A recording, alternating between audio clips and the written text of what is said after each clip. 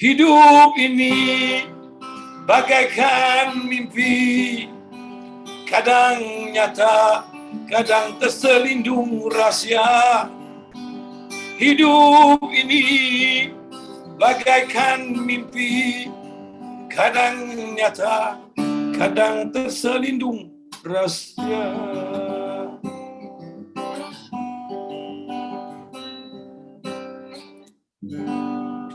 Ya, Borak Selebriti Sinar bersama dengan saya Falik, dan juga minggu ini kita bersama dengan Papa Rock kita, Datuk Ramli Sarip. Khabar? Alright, Datuk mula aktif dalam industri seawal tahun 1969 bersama Sweet Charity. Betul tu Sebelum Sebelum, kiranya 1964.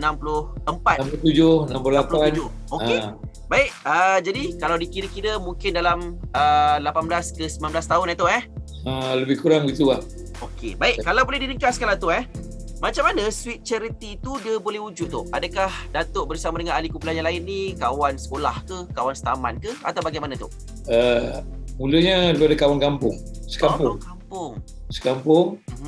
Lepas tu saya kenal seorang lagi pemain drum, iaitu Rahman Sarmani, satu sekolah dengan saya.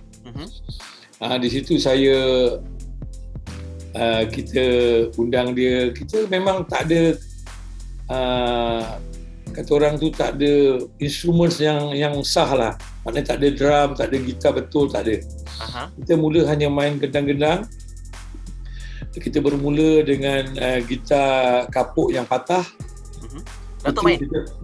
Tak, kawan saya. Okay. Kutip tepi jalan, kita ketuk, jadikan dia bahan. Bermulalah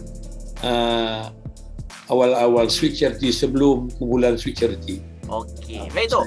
Jadi tu persoalannya, Sweet Charity tu, nama tu idea asalnya dari siapa ataupun diilhamkan dari apa tu?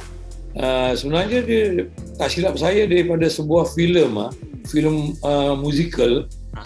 Tetapi dia diberi nama tu diberi oleh seorang abang yang juga seorang pelawak di Singapura dulu, nama dia Mat Bon. Okey. Saya, dan dia beri saya pakai nama ni saja, dan dia pun cuba membantu kita untuk menjadi pengurus Sweet Charity yang awal dulu. Kerana kita tidak ada pengurus, tetapi sampai di situ saja. Itu nama dia. Saya masih ingat lagi Abang Muhammad tu. Kiranya Sweet Charity memperjuangkan genre rock and roll tu macam Datuk solo lebih ke arah rock ada, bluesnya ada, aslinya ada tu. Jadi tu, adakah ianya tak berkecamuk ke, bercampur-campur genre tu, ataupun itu memang minat Datuk? Sebenarnya begini, dalam Sweet Charity tu kita tidak ketepikan irama Melayu, kerana sebenarnya kita orang Melayu. Jadi kalau nak fikirkan sekarang, rock sekarang tidak banyak ke arah tu. Betul. Kerana mereka rasa mungkin tak sesuai atau tak kena dengan image atau cara mereka. Jadi waktu ketika itu, bagi kami joget, inang, zapin ke asli ke, itu adalah satu budaya saya. Walaupun rock adalah trust kita. Dan bagi bagi Ramli Sarip pula, kalau awak tak pergi solo, awak takkan dengar Bukan Kerana Nama, awak takkan dengar Kau Yang Satu, awak takkan dengar nyanyian Serambi, awak takkan dengar Doa Awak Kekasih. Itu di antara kelainan. Saya rasa kalau Sweet Charity buat lagu gitu tak kena. Betul. Jadi saya rasa saya dapat satu arah tuju yang saya rasa sesuai sebagai penyanyi dan sebagai apa yang saya suka. Tok, bermula tahun 1993. Mungkin antara kenangan yang tak berapa manis lah untuk Datuk, sebabnya dihalang untuk membuat persembahan selama 7 tahun di Malaysia. Jadi Tok, ketika itu sepanjang 7 tahun tersebut, apa yang Datuk lakukan? Ataupun apa antaranya kerja-kerja yang Datuk lakukan kiranya untuk hidup Tok? Adakah masih bersama muzik ataupun kerja belakang tabir ke macam mana? Saya masih bekerja, tetapi saya kerja di kelab malam. Okey. Saya nak teruskan saya punya kerja, saya punya momentum, masih juga buat lagu sikit-sikit. Tapi saya pun macam agak tak begitu faham kenapa saya digam lah. Kerana saya tidak membuat apa-apa yang saya rasa bertentangan dengan apa seharusnya, apa yang telah diarahkan. Dan tetapi saya kata orang tu hidup harus terus hidup. Betul. Dan saya masa untuk baca, buat muzik, main di kelab untuk menyara kehidupan saya.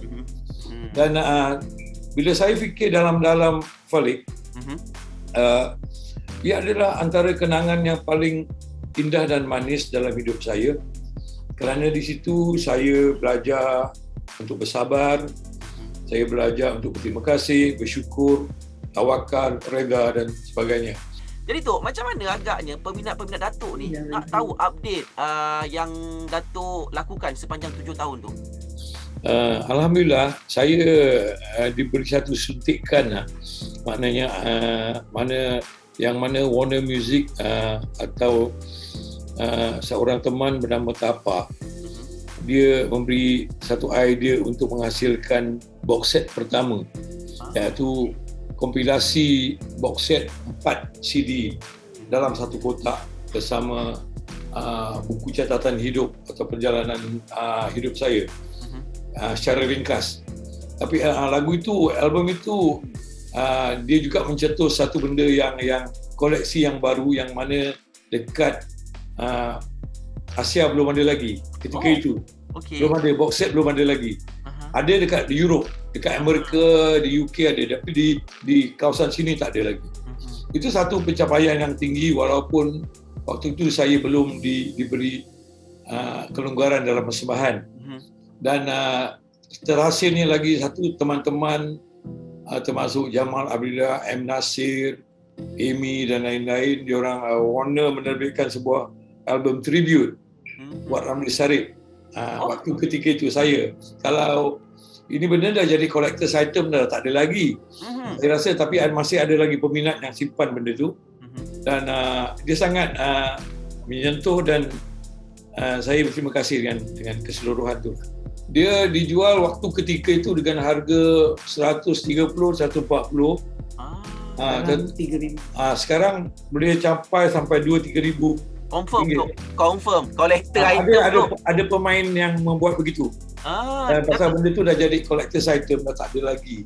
Benda ni adalah satu benda yang dulu saya tidak tahu, yang benda-benda begini sangat berharga. Tapi bukanlah untuk diniagakan, tetapi untuk disimpan secara peribadi. Dan mungkin satu rujukan satu hari budak generasi macam Falik. Mungkin awak terlepas pandang yang gini, mungkin ayah awak atau pakcik awak memiliki benda ni. Saya rasa begitu. Kalau Datuk ada lebih-lebih, nanti passing yang satu tu. Passing Passing satu. Andai katalah ini dari kacamata seorang peminat, seorang yang tahu nilai seninya tu, andai kata tu bukannya saya nak mandai-mandai. Andai kata kalaulah gelaran Papa Rock tersebut bukanlah menjadi milik Datuk rasalah antara penyanyi-penyanyi yang ada ni, siapa yang layak dapat gelaran tersebut? Sebenarnya saya tidak pernah terfikir tentang Papa Rock tu. Satu. Kedua, kemungkinan penglibatan saya dalam dunia seni muzik rock ni berterusan. Betul. Dan masih lagi diberi tenaga dan kesihatan, begitulah. Dan untuk selalunya kalau nak diberikan satu nama macam King of Rock ke King of Pop ke atau King of Blues ke, mesti ada orang tu harus ada satu template yang mana yang ditinggalkan itu memang ada kesan, dijadikan satu ikon dan sebagainya. Saya tidak tahu, tetapi buat masa ni saya tak tahu lagi siapa yang ada tu saya tak tahu. Itu terpulang bagi Falik lah untuk tak siapa kan. Kalau saya, semestinya Datuk lah, tak ada orang lain tu. Sebenarnya benda itu Falik sebenarnya tidaklah sangat penting bagi saya.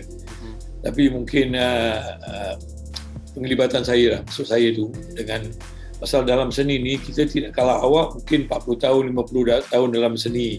Tetapi kalau awak tidak berterusan, tidak berkarya, awak banyak berehat, banyak tidak buat persembahan, buat lagu, buat rakaman. Kalau kita nak claim benda itu pun saya rasa kurang menarik lah.